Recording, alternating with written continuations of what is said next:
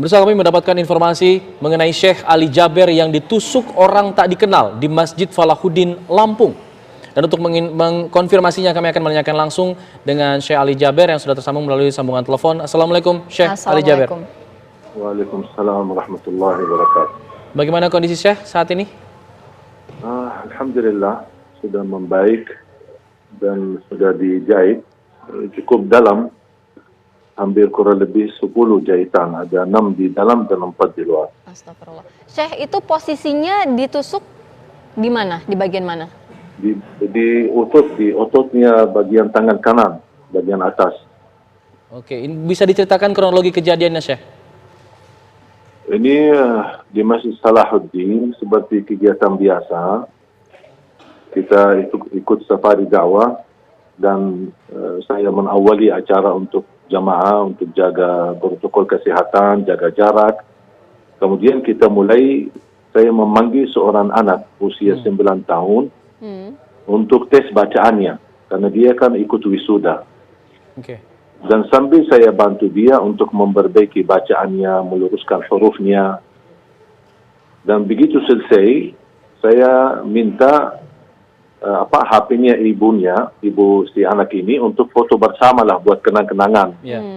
Ternyata ibu ini HP-nya full, nggak bisa foto. Makanya saya minta sama jamaah menarah ke kiri, jamaah boleh pinjam HP-nya.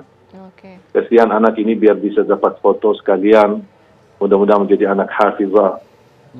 Pas saya fokus ke kiri, kemudian menarah sekalian ke kanan untuk melihat siapa jamaah yang membawa HP-nya pinjam.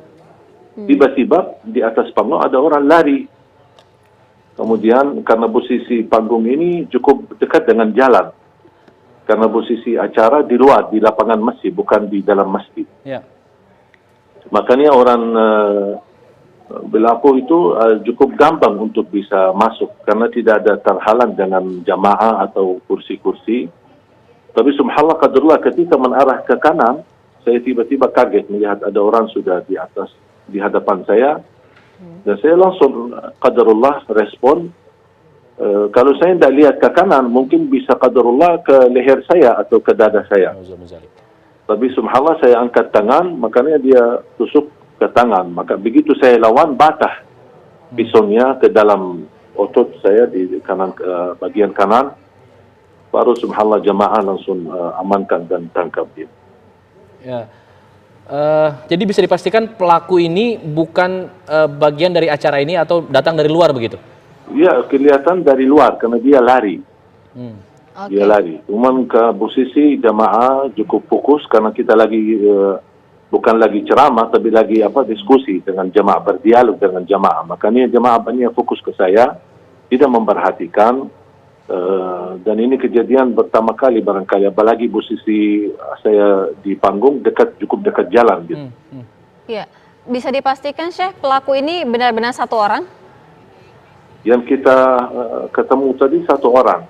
Apakah ada orang lain, mungkin mereka lepas diri atau larikan diri dari tempat. Tapi yang kita lihat ini ada satu orang dan langsung diamankan. Ya, jujur saja kasihan pas lihat jamaah menghajar dia dan mukul dia. Saya bilang jangan, amankan aja dulu, biar ini tugas polisi. Jangan kita main hukum sendiri. Iya, Syekh mendengarkan informasi tidak Syekh?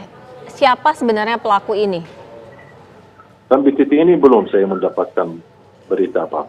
Karena baru saja diamankan, karena habis ditahan oleh jamaah, diamankan di ruang masjid, sambil menunggu polisi datang dan petugas polisi datang dan membawa beliau ke kantor polisi. Oke, jadi mungkin bisa diceritakan lagi untuk luka yang Syekh alami saat ini di bagian mana saja? Mulai sedikit nyeri, awal-awalnya saya berdarah terus sampai baju saya di sebelah kanan semuanya basah. Karena darah, kata dokternya cukup banyak yang keluar. Sambil bajunya semua basah, terpaksa saya lepas baju dan lukanya cukup dalam. Makanya dikasih obat suntik, kemudian baru dikasih jahitan bagian dalam dengan dagingnya. Karena ototnya cukup, tusuknya cukup dalam, sangat dalam. Makanya dokternya pun bisa mengobati tambah harus ada suntik dan dikasih obat. Baru kemudian di jahitan bagian dalam kurang lebih ada 6 Kemudian baru di bagian di luar ditutupi 4, jadi semuanya 10. Syekh, mungkin bisa diinformasikan juga untuk profil pelaku ini seperti apa, mungkin ciri-cirinya atau dia mengenakan apa yang ia bawa pada saat itu. Nah, saya lihat anak itu masih anak muda banget ya. Mungkin diperkirakan 20 tahun lah.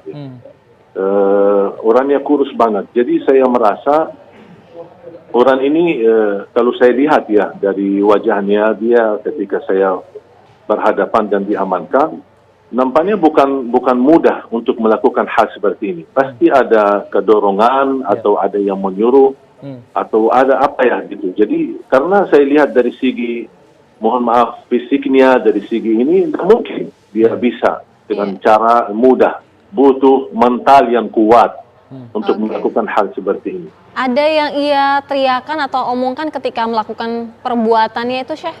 Enggak, sama sekali tidak. Diam.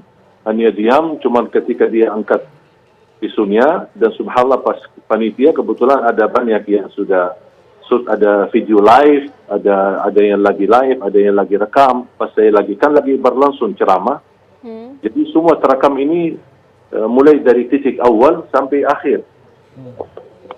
Ini terekam semua. Jadi beliau pun tidak berbicara apa-apa. Hanya acaranya sudah berjalan berapa lama hingga kemudian kejadian itu? Kenapa? Acaranya sudah berjalan berapa lama hingga kemudian terjadilah? Baru mulai. Belum 15 menit. Baru awal ketika saya melihat di spanduk, ada spanduk tulisan wisuda.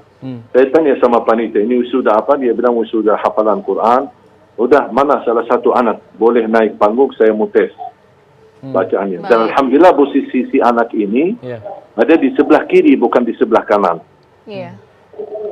Baik, terima kasih banyak Syekh Ali Jaber. Kita doakan insya Allah Syekh Ali cepat diberikan kesembuhan. Dan kejadian seperti ini tidak terjadi lagi ya. Jangan sampai terulang lagi. Semoga jadi peringatan untuk semua pihak. Terima kasih. Assalamualaikum.